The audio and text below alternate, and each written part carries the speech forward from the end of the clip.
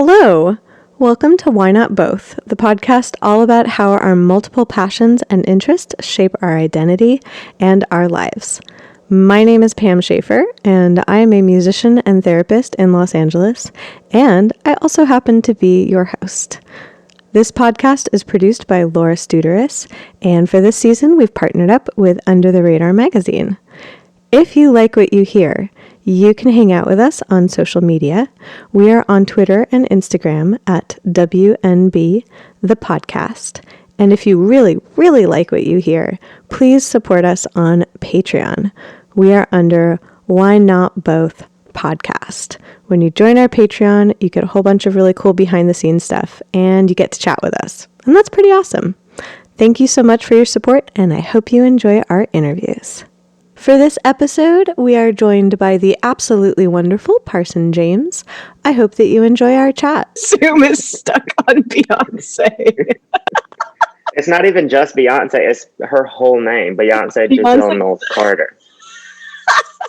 Yeah. I love that at some point you figured out how to do that and just never turned back. You're like, nope, that's the way. Yeah, this is the way. And I'm looking in all places now, and I have no idea how to change it. So that says a lot. That's beautiful. It was just a shot of inspiration that you're like, nope, this is where we're going.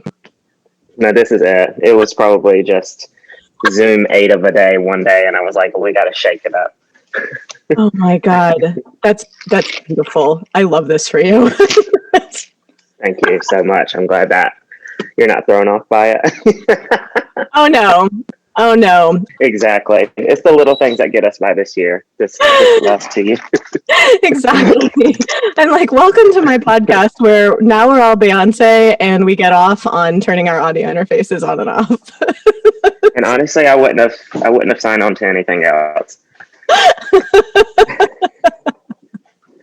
I feel like we're all unwell, but in a really okay way. Oh yeah, it's when people just say I'm fine and laugh a lot. It's just like that every day for a year and a half. The maniacal laughter of I'm fine. Yeah, and if you keep saying it, you'll believe it. Exactly. It's I think that the iconic meme is definitely the dog in the house with the coffee is just I'm fine. Oh yeah, everything's on fire. I'm fine. This is fine. Absolutely. It has to be. Well, thank you for releasing new music during this time. I know that it's an extremely weird time to release music, but conversely, it's a time when people are can you please give us something nice? Yeah, I mean, it's so strange. I never would have, obviously, no one would have envisioned this climate to release anything, but yeah, I mean, it was weird at the beginning of the year. It was vision boards, and it was gonna drop this stuff and I'm gonna tour the world. I'm hold on to your vision board. Just live in your vision board. Yeah, you know what? Something. This is so funny. And I was talking to a few friends of mine. My vision board was fully tacked onto the wall. Uh-huh. But around mid-January and then end of February, it kept falling off in the middle of the night. And I was like, why is it continually falling off of the wall? It's weird, right? And I was thinking that it was a personal attack to my dreams manifestations, but realistically, it's a global health crisis. The omen of the haunted vision board. Right. And now I know it's not just me. So I feel okay in that. I was going to say it's a consolation that all of us were living in the haunted vision board. Right. I think that probably everybody, if you really think back to the moments before it was all really going down, there's probably something creepy that happened that you're like, what was that? And it was just a hint at what's to come. But yeah, this was the foreshadowing. Right.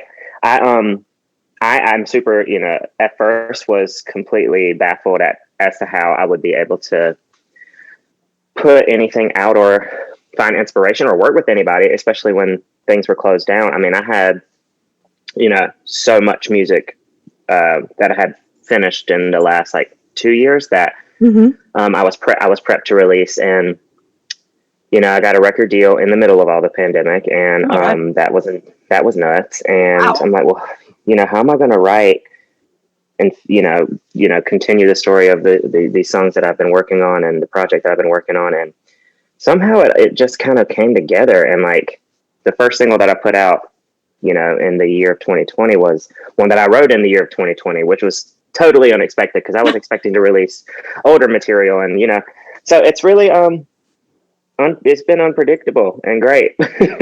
It's been a wild ride. And when you were writing during this year, did you find, well, I guess technically last calendar year, I have no sense of time anymore. No. I'm like, what's time? No, we don't know her. Yeah. Oh God, that was good. Did you find yourself drawing? I can't stop laughing. I guess, did you find yourself drawing on like the themes of like this year, or did you find yourself drawing on previous themes? Because like you said that you're like, how do I write during this situation? And I talked to different people that in some ways were paralyzed and in some ways drew on this year and in some ways were like, no, I want to escape into something else. Well, the pandemic didn't stop me from being a masochist with relationships and love. So I met someone on the day before lockdown. And we went on. What'd you say? I said, way to persevere. That's dedication. Right. Being like, I'm going to torture myself. Right. Yeah. So I, unknowingly met my muse like 2 days before. Literally 2 days before LA decided to fully shut down. And it was kind of lingering in the air that like things were possibly going to close, but it was still like uncertain. It was like kind of sexy dangerous if like the bars are going to close or not. Yes. And so I went on a date. I met this guy on an app and we had our first date. Thank God it was my last going out experience was gay karaoke in West Hollywood. Yes. Yes. You know what I'm saying? If there's a way to go, I was like, were you like low key? I'm like, were you at Hamburger Mary's? Oh my God, no, but I love Hamburger Mary's. We were at Revolver Tuesday night.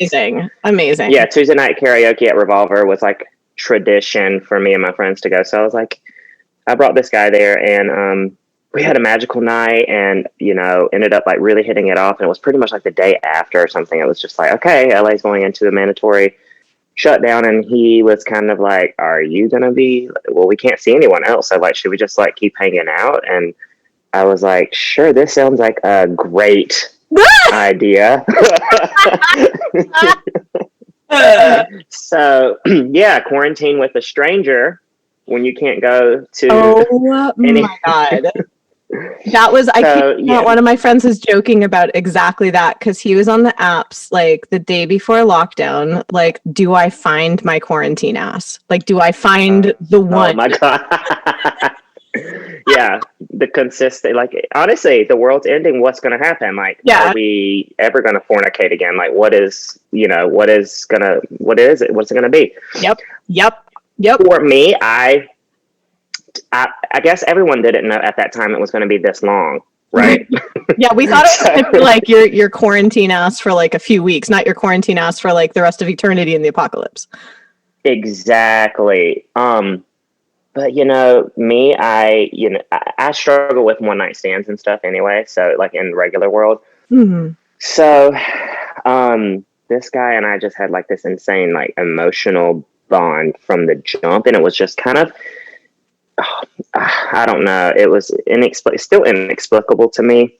Mm-hmm. Just how quickly we were able to bond. And, he had like a really crazy life experience. You learn everything so quickly about people when you're like dating in a quarantine because there's nowhere to go. You're just like with each other all day. Yeah. And so, yeah, I mean, there was these parallels. He was younger than me, which I never date younger than me usually. But he was younger than me. He, had sexuality issues. He was like pretty much had only come out to like friends in that February. Whoa. In that February. Yeah. So like, I'm like, this is kind of nuts. I'm like, oh, here's my quarantine buddy. Whoa. Whoa. All of a sudden you're going on the spirit journey of coming out during quarantine. Exactly. And so I always find myself being far too empathetic. And I just have experienced this in like friendships, just all aspects of life. My friends always joke that like if we go out, you know, raging, I'll disappear, and it's without doubt Ashton. My real name's Ashton. Parson's in the corner, literally like talking someone through like their their life traumas. I'll somehow always attract the person that's like ready to be like, hey, can I tell you about what my dad did to me whenever I was young? I'm like, oh my god, yeah. That you and I must share. My friends call it that I have, instead of resting bitch face, they call it resting bunny face, because I'm the exact same. Like anywhere we are, people are like, why do people just tell you stuff? I'm like, I don't know. It's so wild to me, and it's like without fail, and I can't say no. I'm of course, you're like, I don't want to judge you, but like, I'm not sure why you're telling me this, but I'll listen. Exactly. And I mean, this happened with this guy. I mean, I had all the tools and equipment to just go the fuck home and stuff, but no, it's like, I can help him. I've been through this already, but you know, so we felt like pretty hard. And so, like I said, I had all those songs from the year prior that I was just, you know, we already had first single ready, all that sort of stuff. But his struggle with his view of like self-worth and what sexuality was, like the intense negative view that he had on it because of his family and religion and all that stuff that like I really, really related to. That started really, really like cutting at me. So like I'm taking his stuff on, but it's like living with me, because I think that I was being re-exposed to trauma that I thought that I had fully worked through. That makes sense. That totally makes sense. So I found myself like completely wrapped up. So, you know, we'd hook up and then he'd feel bad about it the next day because of this guilt thing. And then, you know, so it was like this push and pull all the time, back and forth. And we went to the beach and we got high a lot. And I never smoked weed, but 2020, I said, whatever, I'm a pothead. You're in Los Angeles. If you don't go through a pothead on the beach phase when you live in LA, like, have you really lived in LA? Yeah, have you? Because I think not. So that's when the idea of like high tide, low tide, which was the first thing I put out this year, 2020, because the tides were coming in and tides were rolling out, and I was high, and I was like, oh my god, he pulls me in so close because he needs me. He feels safe and secure because like to him, I'm so self-realized, and I, you know, have such comfort with my sexuality or blah, blah, blah. Like, so he feels safe in that. And then, you know, when he acts on something the next day, he pushes me away. So it was like a push and pull. And, so that reshaped sort of where I was heading directionally. With the music I was making and everything down to the sonics. Cause at that point I started feeling like I am hurting myself by participating in this. But I also have intense fears of being alone. And I was just pretty honest with myself that it was better for me to like help him and possibly get through to him and maybe get a little hurt along the way than for me to be by myself in the middle of a pandemic. And so I started, you know, I listened to a lot of Amy Winehouse. She's tattooed on my arm. And so I just started kind of feeling, you know, her way of writing where she doesn't blame anyone. Really, she takes blame if she needs to, and she's very honest and blunt. And so I started just being inspired by her a lot. And so when I finally got the chance to go in and work with Colin, who was like one of the only producers working in person, I just was kind of communicating to him that I was in this like space of like being very inspired by Amy, and especially the "You Know I'm No Good" record. And so that's where like the sonics and stuff came from with the first single. And so, yeah, to answer your question, after all that lengthy explanation, I gathered my writing inspiration from being a masochist and quarantine love. That was my thing. Yeah. Well, it's interesting that you were talking about that, like, essentially when you're with someone that's going through a trauma that you thought that you had resolved, it sometimes does open up your trauma again, but also it can help you heal your trauma, conversely, to help someone else with it. Yeah, exactly. I think there's something to be said about that. I feel like there's a little codependency there, which I always thought codependency meant that I'm depending on someone, like I need you just solely, but there's also you making yourself a codependent for another person. So you can maybe, you know, maybe you can work through their problems so you don't have to hyper focus on your own. Exactly. Yeah. I'm like, I'm so curious. I'm like, is he okay? Are you okay? Like, Okay, so are y'all okay? and here it is. Like at a certain point, he completely starts coming out of his shell, and he starts to get so comfortable with himself. And he posted a photo of us on his Instagram, and he told me that it was the first time that he had ever posted a picture with a gay person before because he was scared that people would know and all that sort of stuff. He started growing and growing and growing into himself, and then he got to a place where I think that he's like, well, I don't know what I like, and what if I like need to explore, and I've never had like a phase where I got to like blah blah blah blah. So I was pretty much like, go do your thing. I mean, for me personally, I fell really really really hard. We both did. We were very much codependent on each other, in an unhealthy way. It was like an obsession, I think, on both sides, where he put me in this like this place where I was like had it all figured out, which I fucking don't at all. But to him, I did. And for me, I just, saw someone that I really, really just saw parts of myself and I really loved and nurtured and whatever. But I also am adult enough to be like, if you're curious like this and thinking that you need to bounce around and stuff, I'd much rather that be the case than me dating you and then you cheat on me, because then it's pretty unforgivable. Yeah, no one likes that. So, I mean, he's okay. He's, I don't know. I talked to him infrequently. I had to put a boundary there because, he started seeing someone, and that's fine. But I think that he was unable to let me go, and he was just trying to like keep both in the place, and it just wasn't working on both sides, which is for me fine, like completely, totally cool. But I think that he just can't handle the stress of like if he's hurting me or if he's hurting the other person. It's just too much to keep up with, and I'm like, I'm busy, so. It sounds like your baby bird flew the nest, and that at some point you will reconvene, and it sounds like be in a much better place. I did like stop, not like intentionally. I just like have, you put the boundary up, and I just stepped back, and he was getting really upset about me not responding like I used to, or like our humor not being the same. But it just, you can't. I'm respectful of, he's dating someone. If the way that we text and our humor and stuff, if I saw that with my partner, with another person, I wouldn't like it. So I'm not going to be that person. And I appreciate that, because it sounds like that is demonstrating to him like what healthy relationships are, and for your peace of mind as well. So that way, you're like, wow, I had this experience. And it's so interesting, like in the microcosm of quarantine, it's almost like you went through like several years experience, but like hyper condensed. Right. Yeah, exactly. It was definitely a season, and I will at the end of it, as much clarity as I have on the situation, it did affect me negatively. Like I definitely started, just maybe not being so kind to my mind after, because then regardless, it's like, okay, so we set one free, right? But like, what about me now?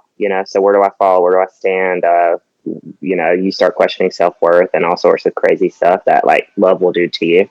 Yep. So, I definitely did. I spiraled a little bit for sure. But a good thing about me is that I'm so aware of what I'm doing.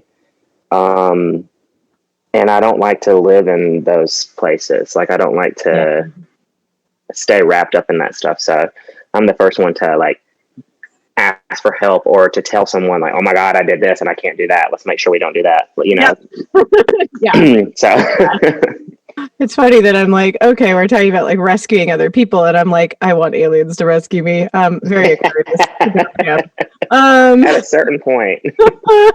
You're born in raised Valley. Yeah. Wow, we love to see it. 100% Valley girl. My mom lived in West Hollywood as a kid. Like my parents were born and raised here too, and so like I just moved to the neighborhood where my Nana lived. When I moved back from college, I was like, I want to live in West Hollywood, and like it's the perfect place for a tiny Jewish girl. Like, wow. Great, love it. I live almost in the Valley. I'm like the border of Studio City and Hollywood.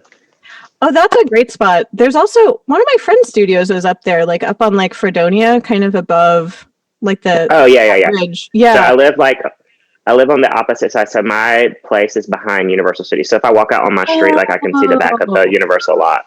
nice. Yeah. Okay, you're behind the creepy minion. I hate that thing. Whenever I'm driving to my friend's house, Oh yeah. I love how that's my landmark. I'm like, oh, good. You don't have to look at the minion. I left California in November to see my mom in Florida, and I just never came back. I mean, I low-key don't blame you right now. Yeah, I'm hearing that. I'm gathering that. It's a little zesty. I'm actually really excited because at 1:15 today, I get to go to Vaughn's and get my first dose of the vaccine. Oh my goodness. So wait, how does that work? Well, I am a direct healthcare worker technically because I'm a licensed therapist. I've been seeing all of my clients remotely since March. But since the rollout was so slow, like they started offering doses to like any direct healthcare worker, even if you haven't been like in a facility, because like otherwise, literally the doses they ordered will go bad. Whoa, okay. Yeah. So I've had a few friends get the vaccine so far. My stepdad is a doctor here in Florida, and obviously I'm still gonna like wear my mask and distance and do all the things because they don't know if you can still accidentally like carry it yeah, else. exactly. And Yeah. it's funny because the neighbors that got these vaccines, they live with each other, and one got and one got Moderna and one got Pfizer, so they're like in competition to see. Oh my god, I love that. They're like their own science experiment. That's amazing. Yeah, it's so funny. I'm glad that you did get to work on stuff before you left. Like, are you working on stuff remotely right now? Like, are you doing writing sessions remotely? Or I guess, like, what are you up to? So I got to work on a lot of stuff so in the end of 2020, pretty much in preparation for the holidays because I didn't know what was going to happen. Mm-hmm. I pretty much have been just working with this one producer, Colin Britton, who did the first single and my next single that's going to come out in very soon, a few weeks. Mm-hmm. So we got a lot of material done, and like I told you before, I had like a collection of songs that I was already like piecing together for an EP, a 2-part EP actually. And so now that I'm not there anymore, the focus is pretty much production. So that can be done from afar because Colin can work on that, and we can just go pass this back and forth and like make notes and add instruments and that sort of stuff that I don't need to be there for. I have realized that I hate Zoom writing sessions. Yes. I've done a few. I've tried my best. It's just working with new people. I'm not against it, right? Like I'll say yes if it's like really interesting or something, but to write with someone that you've never met before through Zoom, trying to get like an idea to stick as like people are like talking back and forth, and like hearing people and like having the music play from the producer and like it's a lot. I would much rather trade things back and forth. Like that's what I've been doing with people I've collaborated with because it's too, I don't know if you find it this way, but it feels somehow overwhelming and underwhelming like at the same time. Yeah, exactly. That's a great way to put it. I had a really magical session that I posted about it so I could say, but like the literal legendary Rob Thomas. Oh my God. Yeah. I don't know how it happened. I'm still shook to my core, but yeah, his people had reached out and like he was interested in working with me, and I was assuming it was going to be for his project or something that he was working on, but he was very much interested in working with me for my project. So like, yeah, we had a Zoom session with Rob, and he had like literally researched all my music. He came in right away with like 2 ideas and vibes, that were like polar opposites. And that was like, we got 2 songs in like an hour and a half, maybe. Oh my God. But it's, it's Rob Thomas, and it was the 20th anniversary of his song with Santana Cool, coming out or reaching #1. So it was like a very magical Zoom day. That's the one magical Zoom I've had. That like makes up, it sounds like, for all of the other Zooms. I think so. Yeah, it does. Because there were some bad ones. Yeah. Yeah, it's very strange because like trying to, even when you're writing with someone, like I'm so glad that you mentioned that like he did his research on your work. And, like kind of created, like you said, like two different ideas, really different vibes. Cause like sometimes it's cool to go in with like a blank slate, but it's really nice when people actually like listen to what it is you do. Oh my God. It makes all the difference. I mean, I do that. And I don't write for, I did do a Zoom for another artist two times this year, last year. So again, time, who is she? I did, and I researched, like I heavily just like went all the way through. And I know, like, of course, as an artist, it's like, maybe they don't want to repeat what they've done in the past, but I could at least get like some, groundwork of what they've done and like how to expand upon it. And, talk. Yeah, I love talking. So like, I love, if you're working with an artist, for me, talking and really getting a conversation out and like what they're going through or what we're going through at the moment or whatnot. So yeah, it really helps if you, sometimes people walk in the room and it's just like, let's do a disco record. And you're like, what? Yeah. I love that. Like, right. What gives you the impression I would do a disco record? Yeah. It's, and people, it's just interesting, but yeah. So, I mean, since I've been with my family, it's been a lot of there's been about like 8 versions of the next single. So going back and forth on production with that and like getting artwork ready and ideas for, the visuals and kind of seeing what live performance is going to look like, which is still kind of up in the air, but have virtual ideas, virtual show coming up. And yeah, just like trying to stay consistent. I'm going to have to go back to LA sooner than later because I feel inspired to write a bit more right now.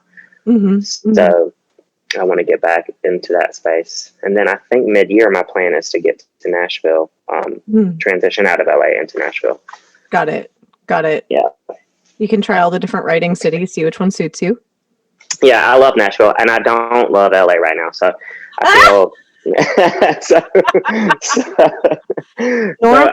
Normally I'd be offended, but right now I'm like not offended. Right. I've been there for 4 years, and I don't know if it's brought the best out of me or not. I actually it's definitely not brought the best out of me. So I was in New York for like 8 years prior to being in LA, and yeah, I don't know. It's not cut out for everyone, I guess. It's I don't think I've ever been somewhere like LA, and I didn't realize how unique LA was. Having grown up here, it's like I didn't have the perspective outside of LA.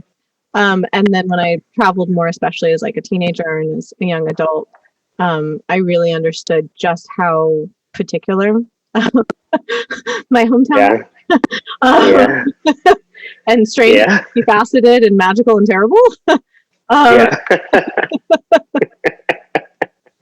And so it's definitely it hits you differently at different parts of your life too. Like I definitely did notice like even my own perspective on it shift as I've gone through different times of my own life. Yeah, I can imagine. I mean, y'all are unicorns, the ones that are born and raised there. True. No, it's true. It's true, and in the best way possible. I get that a lot when people are like, "Oh my God, you're from here? No wonder." And I'm like, "What does that mean?" Wait, what is that? I mean, I think that'd be more good than bad. I'm from South Carolina, and people, if I say that, they're like, "Okay, all right." They're like, so Myrtle Beach, okay. Right. That's like their reference point. And they're like, okay, I got one reference point in there. Yeah.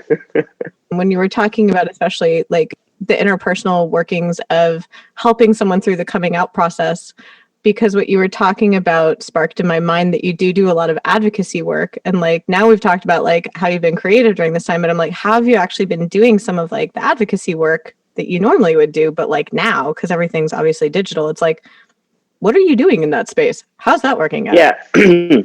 So I've, of course, it's been it's been difficult to show up. Obviously, it's been impossible to show up in the way that I usually would. Yeah. So LoveLoud is a foundation that I've been working with for 3 years. That's supporting LGBTQ youth. Started out in the Utah area and was very like hyper focused on the Mormon faith.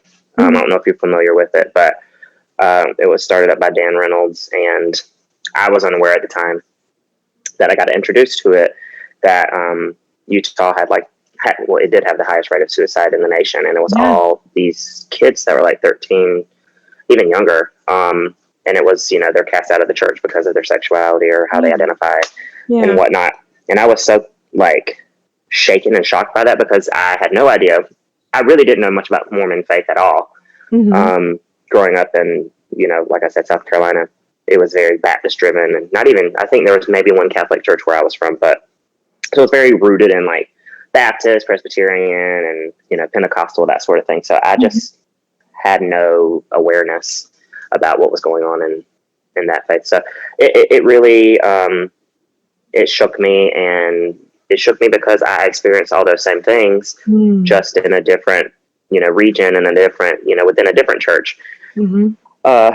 So I became a part of that board and traveled there very frequently, doing workshops and directly working with kids and working with people and individuals that, you know, were going through all this, you know, judgment, and helping, you know, them tap into safe spaces. And, you know, we built a lot of homes in there in Utah. And so that's very rewarding because clearly that's something you get to see in the flesh.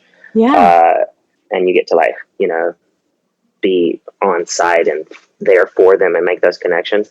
So this year was challenging. You know, it's one of those things that probably aided in me being a little more sad than usual, because you feel helpless, right? Because you know that the struggling, it's only probably intensifying for these people now that there's no connection to anyone in person.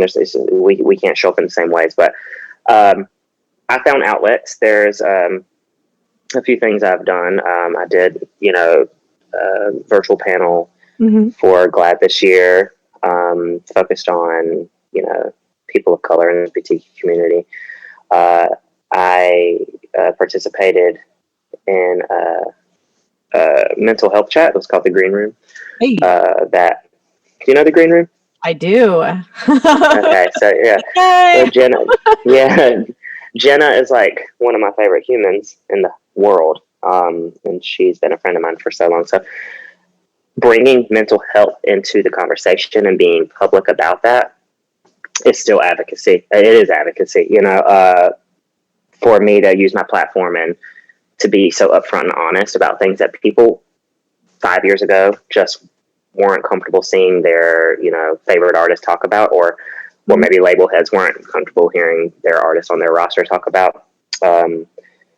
I feel privileged and honored to be able to just be so open and speak about it. And every single time that I use the platform for that reason, someone's affected. You know, it could be 10 DMs or it could be, you know, 1,000, right? But like someone heard something and they felt less alone. Yeah. By me, you know, taking the initiative to choose opportunities to have those stories shared and, you know, to help people feel included in the conversation and to show up and be honest, because God, like, we're all struggling this year in particular. It's been so difficult for everyone. So yeah, I've just been showing up in the ways that I've been able to. Yeah, I mean, when you were talking about especially like having kind of the experience of like re-experiencing your own trauma, essentially, like helping someone with theirs, like that happens a lot. And oh God, when you were talking about how isolated everyone was, like with no things, when you were speaking particularly about people who haven't come out or people who don't have support for that, like I saw that so much in my clinical practice of just like, everyone was stuck in the situation they were in, so you can't reach out to those safe spaces. And so speaking out online has been so incredibly important so that people know, like, hey, even if you're physically stuck in the situation, like, you're not alone. Right.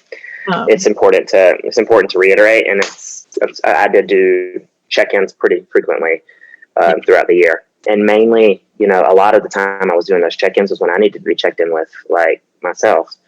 Like I said before, I don't like to sit and wallow, though it is okay to have those moments where you just feel sad, you just feel down, or you just feel whatever. But like those moments when I feel that way, I immediately want to say something. Like, I'm okay, this is, I feel this way. Someone else, many people are feeling this way. Let me just like make a post with my shirt off. And it's the biggest fear of my life, to take my shirt off. But I'll do this because somebody out there needs to hear that they are beautiful, right? Oh. Even though I don't believe it in this very moment, then I'll do it now. And that's a fear lifted. And that's me connecting with other people that feel this way. And we have this like connection and unity now. We all feel this way and we are all beautiful. So, the moments that I feel completely nearly dismantled by an anxiety or crippling fear or an insecurity or something like that, I try my best, and I'm not always on top of it, but I try my best to take an initiative to speak immediately on it. I was going to say, in essence, those are the moments at which you're most vulnerable. And those are the times when like it's the greatest risk, but greatest reward for connection. Right. Exactly. And like, I haven't talked about this yet, but I find there's stigma all around it and whatnot too. But this year, given we had so much free time. Yes. Free time. Right. I exited that situationship that I was in. And like I said, I was kind of left like the wells run dry. I think at a certain point you can be only so empathetic before like, or take on so much before you're just like weighed down. It's like you can physically feel it weighing on you. And then there's nothing left for you. Yeah. That person is off. He's a bit more realized because, I've helped guide him, but I've not taken care of myself in that process. So what ends up happening is that, I start turning to just behaviors or whatever that make me not so kind to my own mind. And I got to a place where I was like, I don't like this anymore.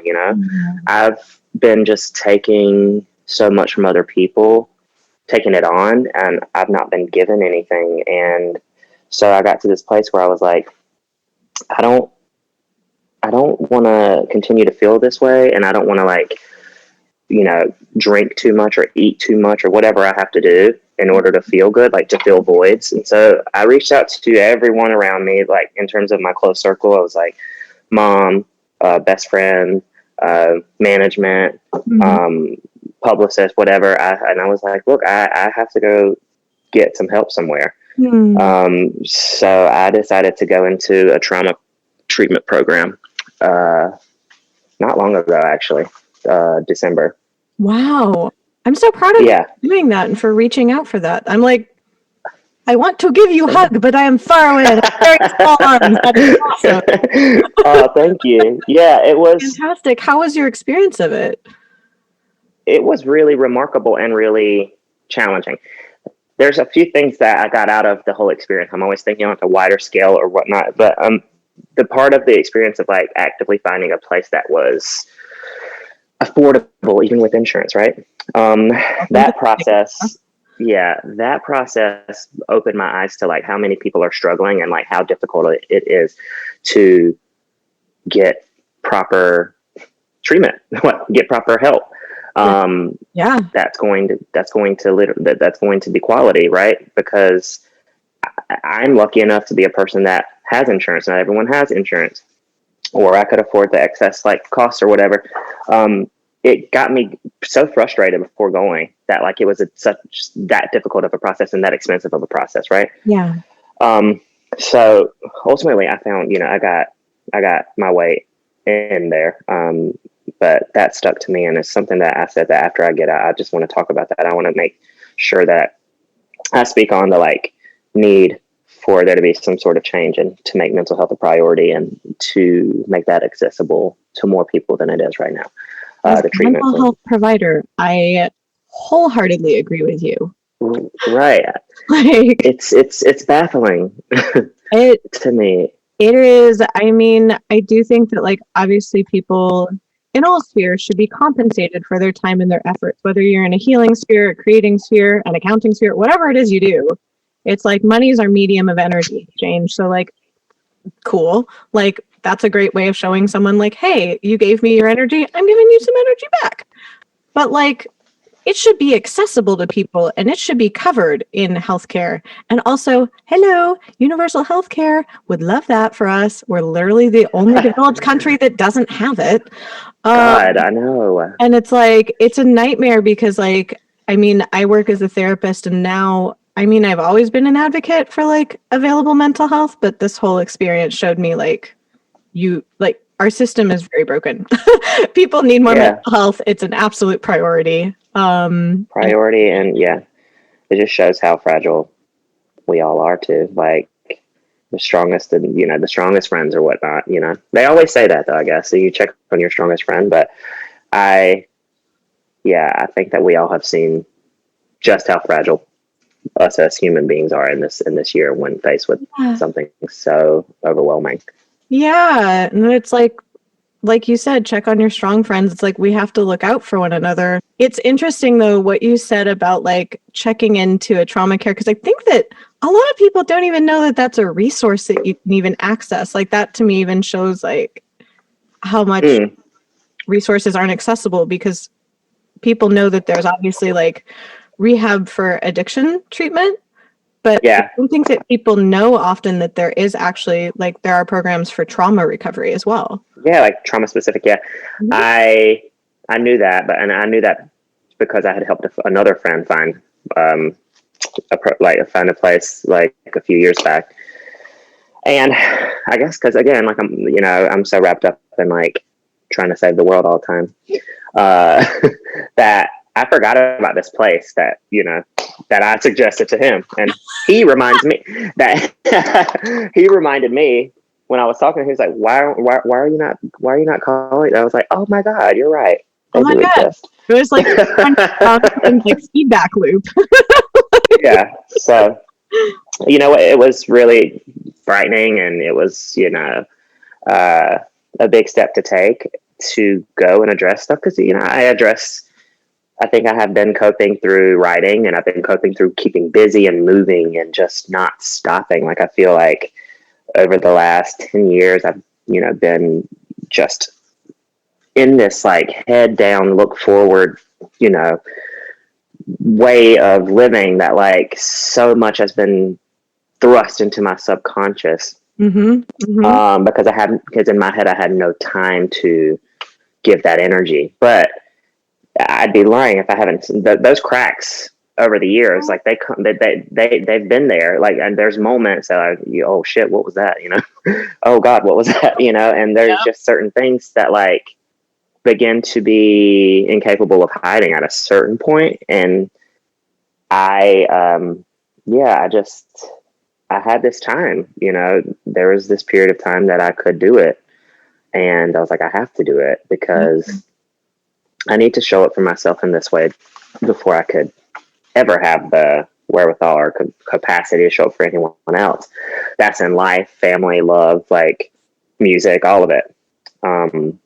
Because, I love what I do so much. It's the fiber of my being. It's what I can't imagine another thing that I could do. But I have to kind of be real with myself, and address things, but or else I won't be able to do this. So before it got there, I was like, let's just go check in, and it was remarkable. I mean, you meet people that are going through such heavy, immense things, but everyone is like wanting to figure it out and push through and feel better. But it's hard work. I mean, where I went was like 12 hours, 10 hours, 10 to 12 hours of therapy, like a day. And it was spread out. It wasn't obviously, and it was experiential, and it was, I don't know. I figured some things out that I could have never connected the dots to. Wow. That explained so much and gave me a lot of clarity. That's amazing. Yeah, and I met some people that I'm going to know for the rest of my life, and I you leave there with tools and understanding, and it's not like a quick fix or anything. It's, you have to like check in with yourself and implement these tools in your life all the time. Cause it's hard. I've been through a lot of trauma. There's no way that like the first 10, 12 years of my life, that much trauma that I experienced can just disappear. It's not that. It's, it's working through it. And that's, I personally, I want to always be checking in with myself and be real with myself and address it when I feel it.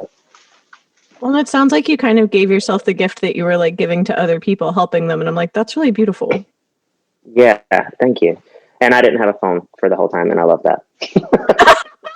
I like that as the like postscript. You're like, I gave myself the gift of like really tending to my own self and taking care of my trauma, and also I got to throw my phone into the sea.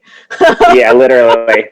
Oh, and I did not want it back either. Most all of us were like, no.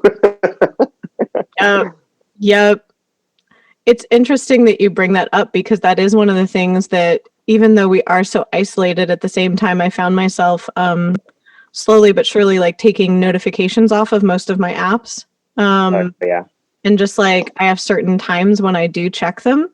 Like, it's not that I want to ignore people, but it's like, I would rather like check my texts and my DMs and stuff on my own time. I have it set to like, that like emergency mode, that if someone like on my list double calls me, like they'll get through to me. But like, yeah, other than that, I don't want to be continually reminded of things, because it's very not this. Last year was like a lot. It was just Then that was just too constant. It was too constant. It was like beating us up. Yes. The amount of information and misinformation, and like that was so dangerous. I just had to.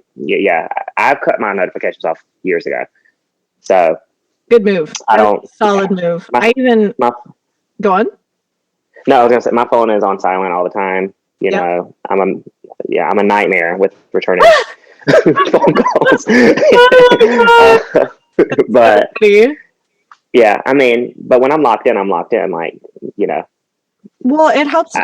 What you just said, it helps me be more present with what I'm doing. Like, for instance, I wouldn't want to have a bunch of notifications pop up when I'm in session, either writing, recording, or in therapy. It's like all of those things are things that I'm going to be wanting to pay my full attention to. Same thing when I'm recording the podcast. Like, my phone is like in the other room on airplane mode. It's like, I want to be present for what it is that I'm doing. And like, especially the news alerts last year, it's just like, it puts you into like fight or flight mode in every moment. Like, anytime an alert pops up on your phone, you're like, what fresh terror awaits me? No, gosh, that was I had to start. I couldn't do it. I like had to like shift my, I had to shift. Let's only watch Tiger King. That has nothing to do with COVID. Let's watch, Little Fires Everywhere. I was like just distracting myself with great television. TikTok was great. Oh God, I love TikTok so much. It's so fucking funny that, like, I don't know. It's become an obsession though. I need to figure out a way. I need to just start putting my phone away at night, because I already don't sleep that well, but I'm just like up until 2, just like cackling.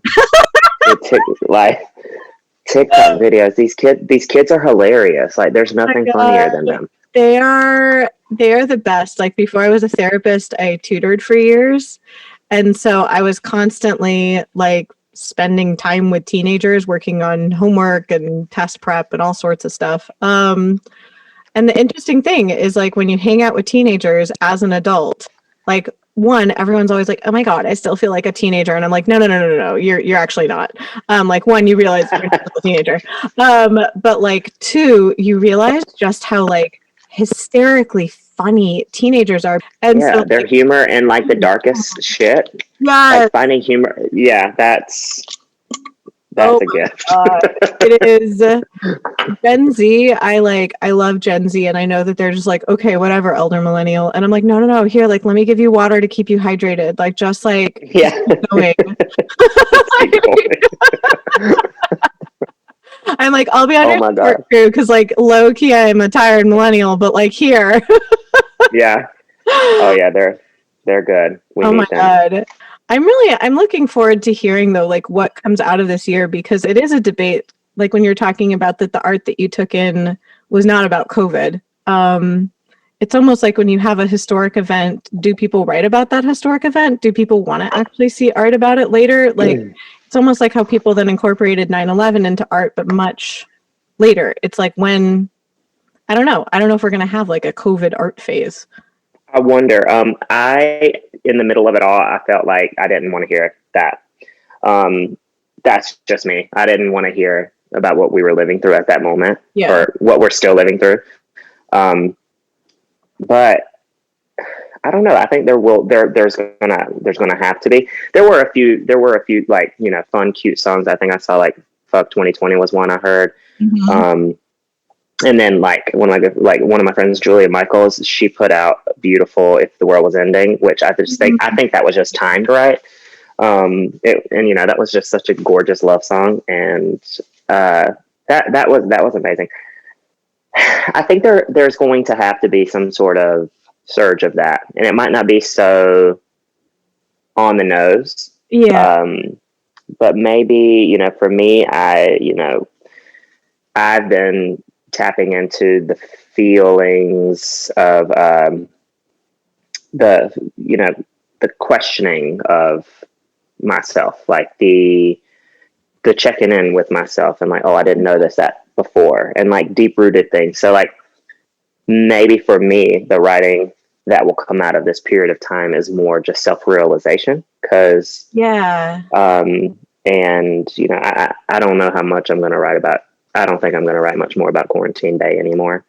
I feel like, I was gonna say, it feels like that might be, as weird as this sounds, like a subterranean experience that will probably like color things, but that isn't going to be like the main focus. Yeah, it's definitely not the main focus. Does not deserve that. But for me, I think that even things that I experienced years prior to 2020, I'm looking at with a new lens. Because I've had this time to be alone. Being alone is the hardest thing in the world for me, the scariest thing in the world. Sleeping alone, being alone, like, and I've had to do it. I've had to do it in a big way. I've had to learn to sleep at my house by myself sometimes, you know? And I've had to learn how to just be okay with, you know, who I am.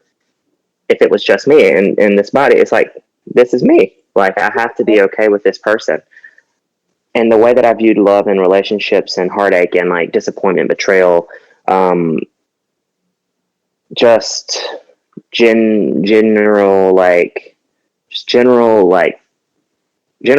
I guess, it feels different now after experiencing time with myself. Whereas I never would have given myself the benefit of the doubt before to say, you're worthy of better than this. You should be selfish, or even know how to be selfish. Or, you know, honestly being very vocal about needs, because I'm always so worried about hurting someone's feelings. And I learned a lot about how important it is to, you know, have boundaries and respect for yourself. So, I mean, for me, what I'm gathering out of the 2020 writing process or whatever, it's just how my views have shifted. That will come into my future writing. I don't know if I'll be writing about sitting on the couch and 1 p.m. curfews or oh my God. It's almost like, I mean, it sounds like in a way you kind of psychologically got to like build a nest in yourself and be like, oh, I get to build a home in my own body and my own experience. And like, it almost reminds me of like little crustaceans where it's like they get to carry their homes with them. Like I was thinking during this time, because there were parts where I was potted with friends. And then there were parts where I wasn't. And like, I do live alone. And I just kind of like had it in my mind of like, this is when I like craft my little snail shell that I can like take my home with me anywhere because I am my home.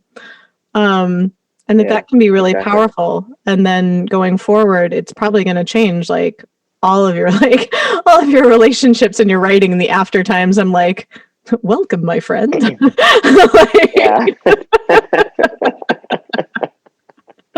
So everything's gonna be different.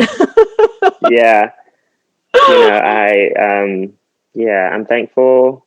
I'm thankful for a lot of the year. Like I am. I'm finding like true grace for what I personally experienced in the last year. Yeah.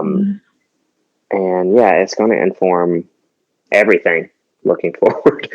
I'm excited. I mean, I don't know what love and that sort of stuff is going to look like for me, but I know now that I'm not going to be doing the same old bullshit. There you go. There you go. I can. That's something to look forward to. I was like, at least it's not like, well, what's the definition of insanity? Like doing the same thing over and over again. I was Yeah. It's cool was you're me. trying something new. Like, I literally, I'll have to. You never know. Like at the very least, like I mean, that's why humans are scared of change. Is that we're at the very least used to like the same bad thing. But we're like, if we do something different, we don't know if it's going to be good or bad. And I'm like, oh, how exciting! What a thrill! What a thrill! Oh my gosh! Thank you so much for being so generous with your time today. Like, I really appreciate it. Oh, thank you. No, it's been incredible. This is great. Thank you again for listening to this episode of Why Not Both. If you liked what you heard, please make sure to like us and subscribe to us on your preferred podcast platform. You can also come hang out with us on social media. We are at WNB the podcast, both on Instagram and on Twitter. This season, we are brought to you by Under the Radar magazine.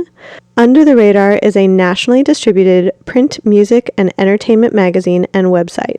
You can find them at www.undertheradarmag.com and feel free to support them on Patreon. Extra special thanks to our producer, Laura Studeris, who is literally a rock star. Thanks again, and I look forward to seeing you next episode.